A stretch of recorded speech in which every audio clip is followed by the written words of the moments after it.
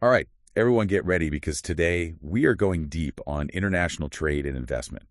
Ooh, exciting. I know, right? Yeah. So, you've got this meeting coming up Right. and it's going to be a big one. Right. So we pulled a ton of research for you. We've got some academic journals, some textbook excerpts, even a whole case study about what's going on with China's steel industry. Wow. That is thorough. It is right. We Yeah. wanted to make sure you are totally prepped Yeah, to go in there and just, blow everyone away. absolutely. That's the goal.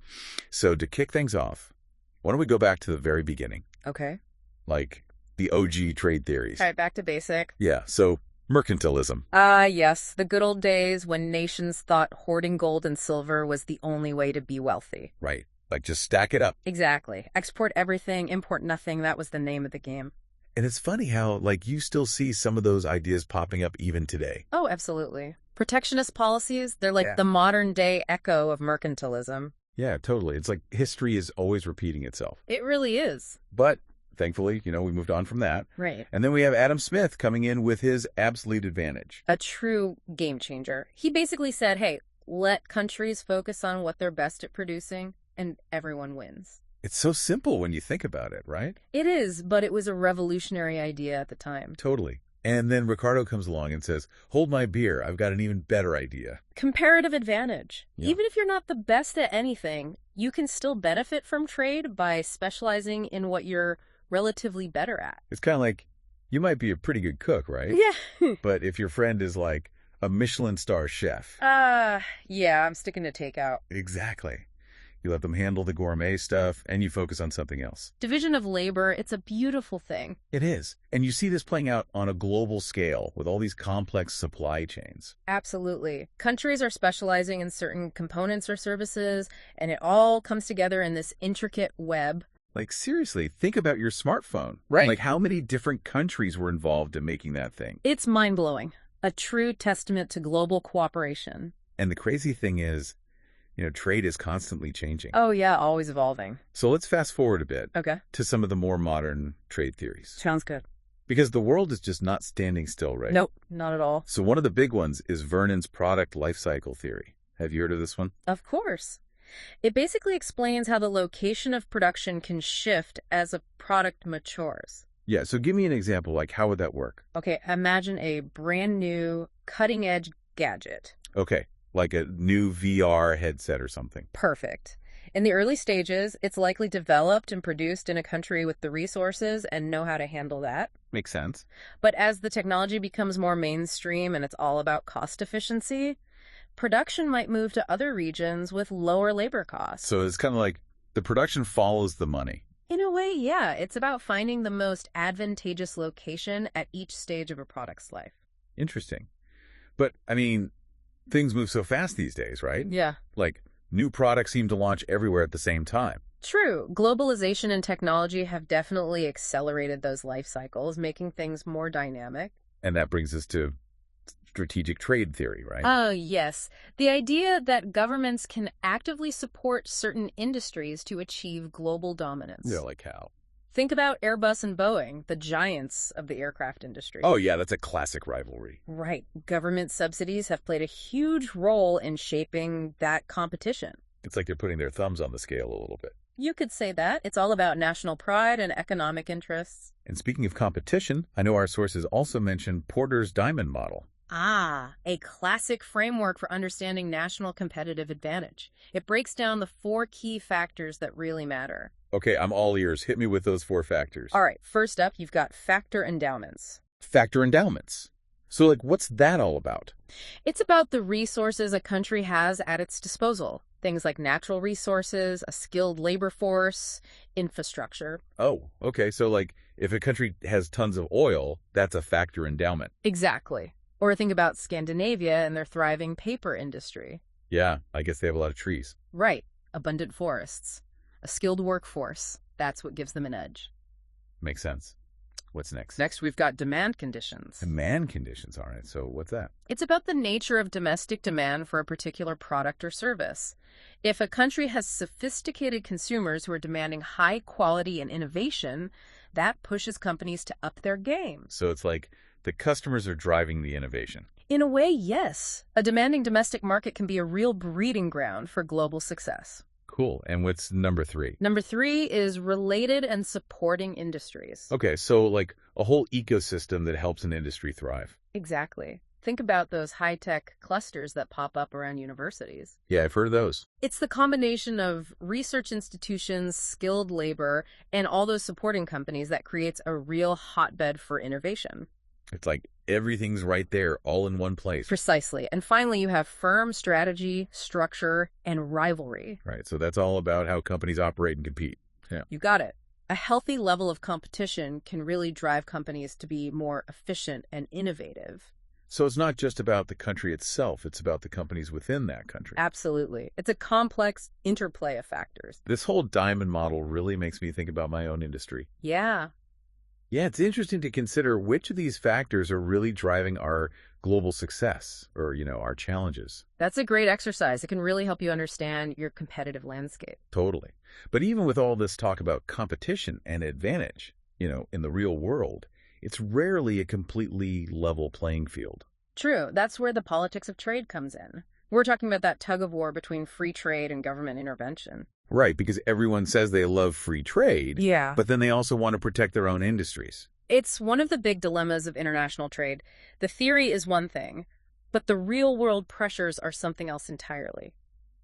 So let's break down some of those, tools that governments use to regulate trade. All right, let's get into the nitty-gritty. Okay, so tariffs, those are pretty straightforward, right? It's basically just a tax on imports. Yeah. A way to make foreign goods more expensive and give domestic producers a leg up. So, if a country wants to protect its own steel industry, they might slap a tariff on imported steel. Exactly. It's a classic protectionist measure. Okay, and then you have subsidies. Subsidies.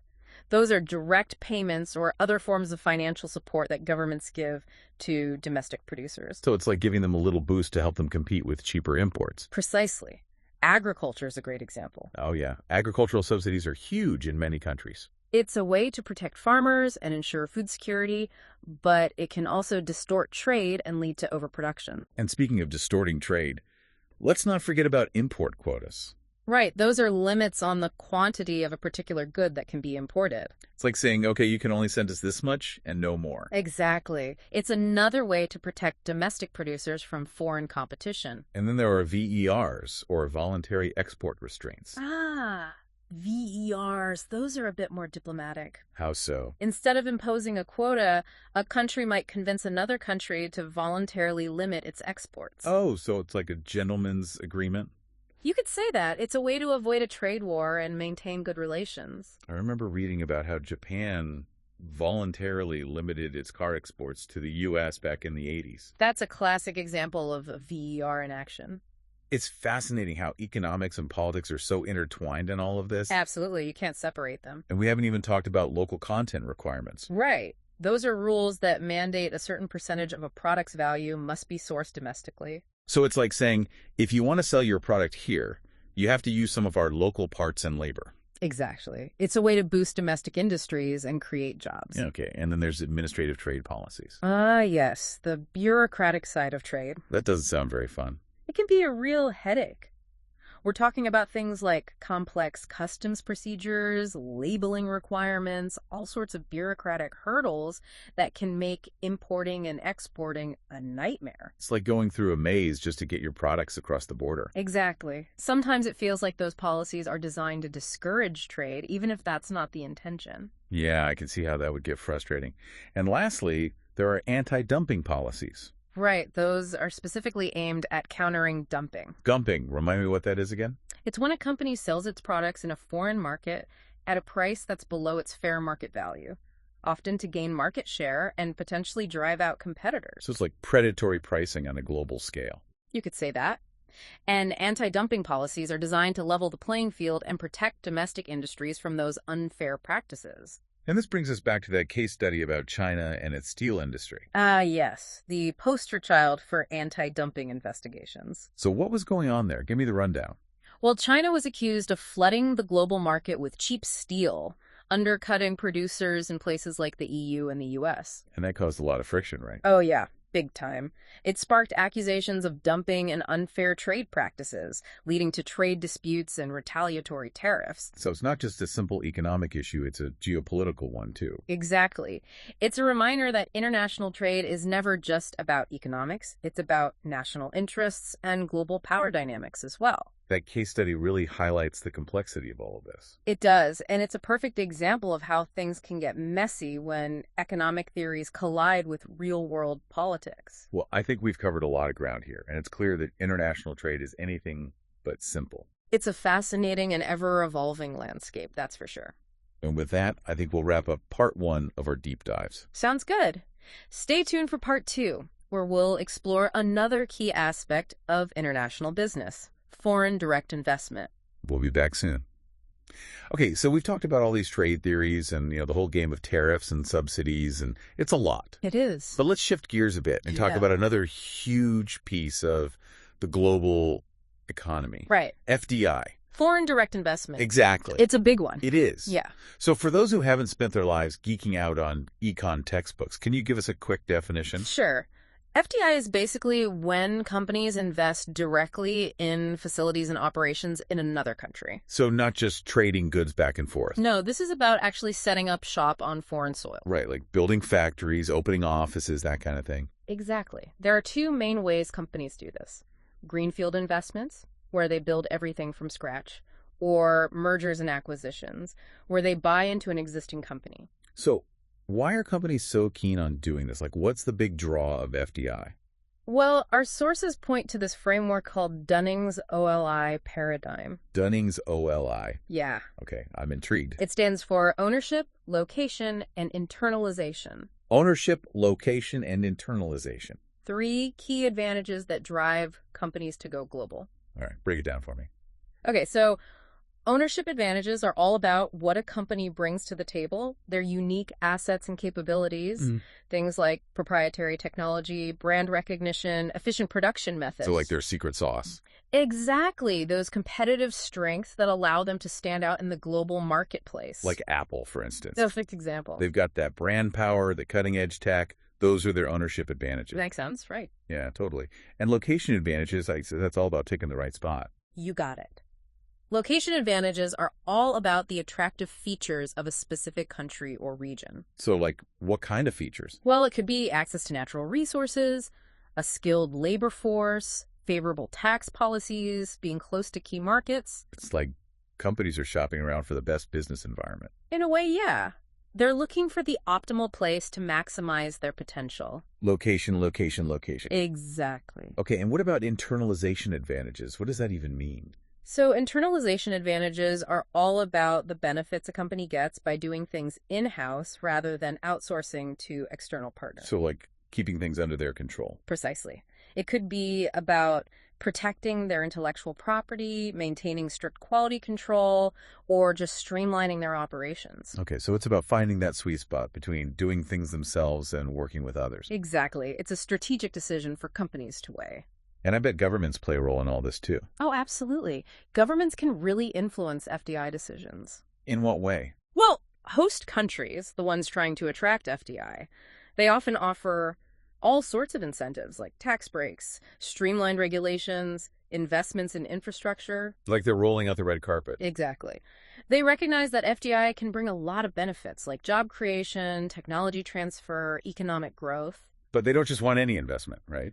They want it to be beneficial for their own economies. You're absolutely right. They don't want to give away the farm, so to speak. Yeah. So they might also impose certain conditions or restrictions. Like what kind of restrictions? Well, things like local content requirements, where a certain percentage of production has to happen locally, or limits on foreign ownership. So it's like a balancing act, trying to attract investment while also protecting their own interests. Exactly. It's a delicate dance. And I guess home countries, the countries where these multinational companies are based, they also have a stake in this. They do. They might encourage outward FDI, seeing it as a way to boost their company's global competitiveness. But I bet they're also worried about jobs being lost to other countries. That's a valid concern. It's all about finding that balance between supporting your companies abroad and protecting your domestic workforce. So much to think about. There is. And we can't forget the global context, all the geopolitical stuff happening in the world. Right, like what kind of impact does that have on FDI? Well, think about the rise of protectionism we've seen recently and the growing focus on national security. Oh, yeah, that's definitely been in the news. Those trends have made companies more cautious about where they invest, and they've led to more scrutiny of foreign investments by governments. So it's not just about economics anymore. It's about politics and security, too. Exactly. It's all interconnected. It really highlights how dynamic and complex this whole world of international business is. It is, and that's what makes it so fascinating, but also challenging. Totally. All right, so I think we've laid the groundwork for understanding FDI. We have. And in the next part, we'll connect all these dots and give you some key takeaways to use in that big meeting. Stay tuned. FDI is a whole other beast. It is, isn't it? Like, we've covered so much ground in this deep dive, from those early trade theories to all the ways governments can, meddle in things. Yeah. And now, FDI, it's a lot to process. It is, but that's why we're here, right? To make sure you're prepped for that meeting. Right, so let's connect all the dots. Okay. What are, the key takeaways? What do you really need to remember when you're sitting at that table? Okay, first off, remember that historical perspective we talked about, how trade has evolved over centuries, from mercantilism to free trade and all the debates in between. Yeah, it's like we've seen it all. Exactly, and that gives you a framework for understanding what's happening in the world today. So, when someone brings up a trade dispute, you can be like, oh, this reminds me of that time back in the 1700s. Exactly. You'll have that deeper understanding of the forces at play. And then we have those classic theories, absolute and comparative advantage. Right. Those are foundational. You can actually see how they play out in the real world, shaping global supply chains and all that. Absolutely. And don't forget those modern theories, too, like Vernon's product life cycle and Porter's diamond model. They're like tools for analyzing what makes a country or an industry successful. Right. They give you a way to think strategically about global competition. But perhaps the most important takeaway is you can't just think about economics in a vacuum. You can't. You have to consider the politics, too. Absolutely. You've seen how governments can use tariffs, subsidies, all those tools to shape trade flows and protect their own interests. It's like every decision has economic and political consequences. Exactly. And FDI adds another layer to that complexity. Because now you have companies making decisions about where to invest. Yep. And governments trying to, woo them. And they're all trying to find that balance between attracting investment and safeguarding their own economies. Like that China steel case.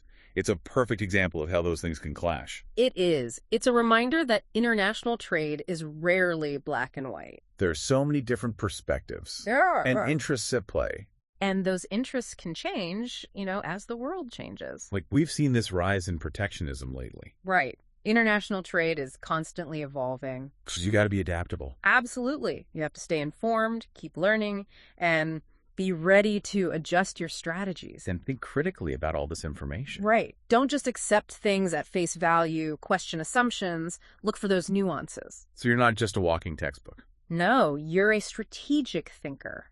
Someone who can analyze complex situations and contribute to the conversation. I like that, a strategic thinker. That's what you'll be after this deep dive. So go into that meeting with confidence. You got this. You've got the knowledge, the tools, the insights. And remember, the world of international trade is always changing, so stay curious.